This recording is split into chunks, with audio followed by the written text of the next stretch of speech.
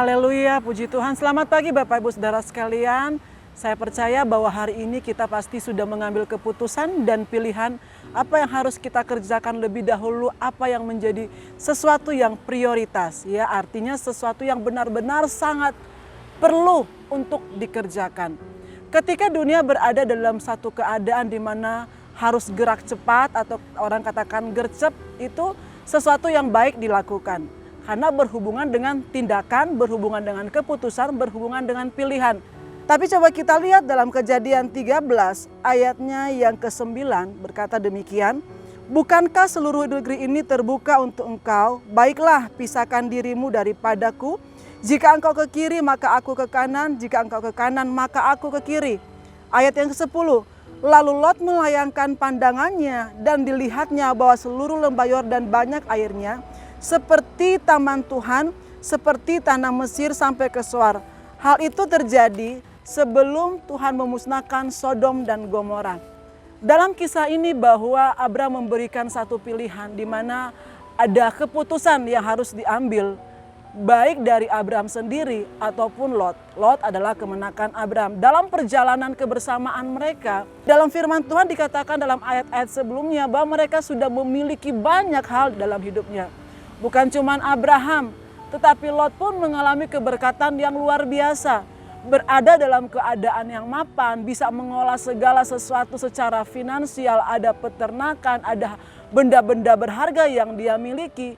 Dan juga ada orang-orang, ada gembala-gembala yang beserta dengan mereka. Baik itu gembala-gembala Lot maupun gembala-gembala Abraham.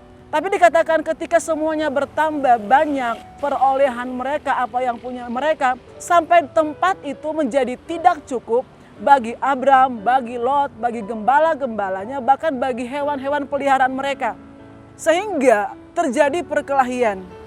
Bapak Ibu, ternyata berkat titipan apapun itu kalau kita tidak bisa menyingkapinya dengan baik, bisa juga terjadi selisih paham, bisa juga terjadi pertengkaran. Jadi ketika Tuhan menitipkan kita apapun dalam dunia ini semua itu hanya bersikap sementara dan kita tetaplah bersyukur. Nah, Abraham memberikan pilihan kepada Lot, lebih baik kita berpisah ya. Harus ada keputusan, harus berpisah segera, harus bertindak supaya tujuannya tidak terjadi konflik, supaya permasalahannya bisa terselesaikan. Dan itu adalah sesuatu hal yang benar. Kita mengambil keputusan, kita mengambil tindakan, apapun itu kita berharap supaya tindakan itu tidak membawa masalah. Tetapi justru tindakan itu bisa membuat satu solusi. Ya. Dan tindakan kita, keputusan kita, apa yang kita lakukan maunya supaya itu berguna bagi diri kita pribadi, bagi orang di sekeliling kita, dan bisa juga melebihi apapun yang kita pikirkan bahwa ini akan menguntungkan. Ketika kita berada dalam keadaan yang mendesak, dalam satu musim mungkin seperti entah musim tidak menyenangkan, musim menyenangkan, dalam kemapanan, kita dituntut untuk gerak cepat mengambil keputusan dan pilihan. Tapi kadangkala itu menjadi jebakan dalam kehidupan kita, ketika karena kita berpikir harus cepat, harus bertindak, harus melakukan ini supaya mendapatkan ini, harus ini supaya mendapatkan keuntungan yang lebih. Kadangkala kita bertindak berdasarkan pengertian kita sendiri, berdasarkan emosi kita sendiri, berdasarkan keuntungan kita pribadi. Karena apa? Berdasarkan pengertian manusia kita yang terbatas. Seperti halnya yang dilakukan oleh Lot. Ketika Abraham menyuruh memilih, dia langsung memilih. Dia katakan seperti taman Tuhan. Tapi kan hanya seperti. Bukan sesuatu yang benar-benar itu taman Tuhan. Karena dia langsung lebih dulu memilih, dia gercep. Wah, di bagian ini yang baik. Bagian itu yang baik, tindakan saya yang baik. Kadangkala kita merasa keputusan kita itu baik. Itu yang terbaik, tapi apakah kita pernah menyadari imbasnya bagi diri kita, bahkan bagi orang lain.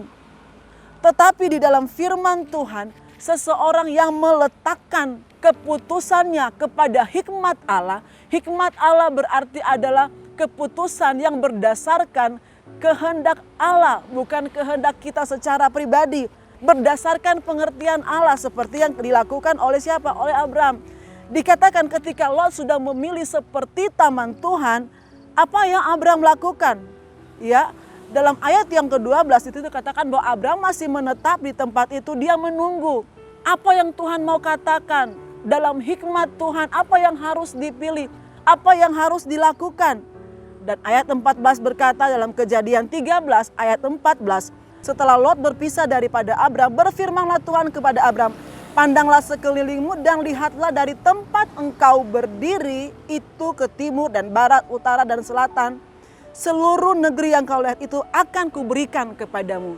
Jadi ketika Lot akan mengambil keputusan, dia bertanya, dia menunggu apa maunya Tuhan, kehendak Tuhan, hikmat Tuhan itu ada dalam dirinya. Yang dia dapatkan adalah apa? Berkat yang luar biasa. Bagaimana Tuhan memberikan hal-hal yang luar biasa, hal-hal yang tidak mungkin ada dalam pikirannya Abram. Berbeda dengan Lot tadi. Dia mengambil segala keputusan bukan berdasarkan hikmatnya Allah. Bukan berdasarkan kehendaknya Allah. Dari sini sama-sama kita belajar ketika kita dituntut gercep untuk mengambil tindakan dan keputusan, tetaplah mengandalkan hikmat Allah. Dalam hikmat Allah kita tidak akan pernah dihancurkan. Tapi dalam hikmat Allah di situ kita mengalami damai sejahtera, sukacita, kekuatan yang daripada Tuhan. Karena apa? Dalam Amsal 3 ayat 5 berkata bahwa biarlah kita mau mengandalkan firman Tuhan bukan berdasarkan kepada pengertian kita sendiri. Pengertian kita sebagai manusia bisa gagal, ya. Kecakapan kita satu saat bisa turun dalam menanggapi sesuatu.